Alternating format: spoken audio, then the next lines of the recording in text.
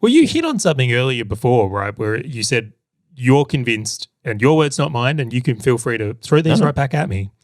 You're convinced every time you work on yourself, like a good result comes from it in business. Yes. Like for you, you've seen that. And I've seen the same thing, right? Every time I work on myself, there's unintended consequences of levels up in other areas.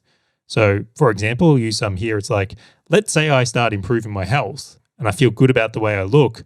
Is it a real surprise that my confidence improves as well? Completely. Yeah. So did you notice when we started, we started our property business, really when we started investing in property, we gained skills in that arena and then we got better at our active business. Yep.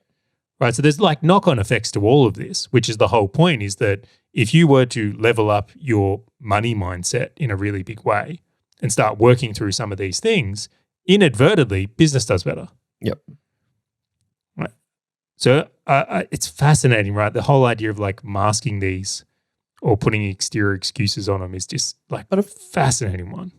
Yeah, because I find that it's so easy. Well, it was so easy for me to just reduce the ceiling. And that's to your point, like across all of those areas, it's just like, well, it's just easier to not push for greatness. Like, why look for something better? Because that's the unknown, that's the uncertainty, which means it's easy for me to change me, Charlie. Have you ever seen this one? Have you ever seen someone who has like an ambitious goal of like maybe it's becoming a millionaire, right? Which is ambitious for a lot of people. Right? So then they make $1 million and then suddenly like they just fall, all the work and drive in them disappears. Dude, they stop. Yeah.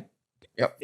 Fascinating one as well. Like even hitting goals, if they're not, again, that might be the goal that's appropriate or not, but you can see it like takes the gas out of people when they've done the thing.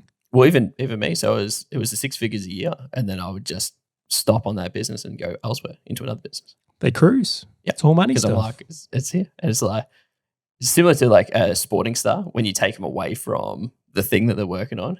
Like, so that imagine like the top golfer in the world, because I know you like golf, and then they've done the thing, and then they retire, and they're like, now what? Where can I continue to? I've hit the thing. I've done the thing. Now where do I go from here? Massive. Well, before we jump onto this next section here, was there anything you did that you thought would work but didn't? Is there anything you had a look around here where you've gone with the idea of like, because again, I think this is actually really common where people will think they've fixed a solution, like, oh, I'm going to work on my money mindset. I'm just going to not want anything. That was that was the thing, because and to like lay it down more bluntly, like I had solved the problem of how do I make money for myself and how do I be happy in the environment. And the second that I brought in the second person, which is Hazel, and soon to be a third and fourth or whatever happens with kids, I'd never thought about that. And so I was all like happy within my little box. And then when I had to think outside that box, that was the really confronting thing. And so that was like this false solution that I had, was going, well, it's not me for the rest of my life. I'm not going to be the only one. Like, now I have to provide for these other people. And that actually exposed all of these limiting beliefs that I had, or these things that I just wasn't confronting myself with, going, well, where is it actually showing up that you can support all these people, that you can actually do the thing? And that was me going, oh, shit. What else have I not done? What else have I limited my beliefs on? How else have I thought that I've solved something that I actually haven't solved? You mean that duct tape isn't going to hold up, Grant?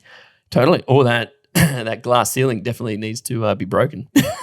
I'll share mine. I did have some semi-awareness to like money things, but I was going through this whole, if I just keep working on my business, eventually I'll make a lot of money and then I won't have these money issues. I won't be scared. I won't have a scarcity mindset around money if I just make a lot of money. That'll solve it. So I'll just keep working on my business. I'm not going to do the internal work. I'll just keep working on my business. That's how I'm going to solve the money issue there. I might have done something similar. More time in front of the computer equals I am trying to do the thing, which means that my now wife would be like, you're doing a great job. You're doing the thing. You're pushing hard. And I'm like, yeah.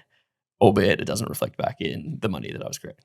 Well, if you're running a business like our previous selves, right? So we're underinvesting in our business. We're not hiring people. We're always looking for free. And you just ramp up hours, not going to get a good result. 110% 10% categorically, yes. That is my finding. And I'll even go one further here. I know people that have a lot of money that haven't dealt with some of these things. Like they've actually done the thing. They've made a lot of money in the idea that it'll solve their money issues. No, they are just scarce at a bigger level. Scarce at a bigger level. Yeah, like you can be frugal and have $1 million in a bank account and have a bad money mindset. And you could be frugal if you got $1 billion sitting in a bank account and doing it, right? It's like the mindset carries with you. Like you got to deal with the mind at some point. Yeah. Do you feel that this is just a game that you just continually play? Like once you've unpicked one thing, you'll find something else, you find something else? Because for me, I've found it like even now to this day, I keep improving on it. I keep going, oh, wow, there's things that I didn't realize that I hadn't unpacked before. Or there are limits that I've put on myself that I haven't unpacked before.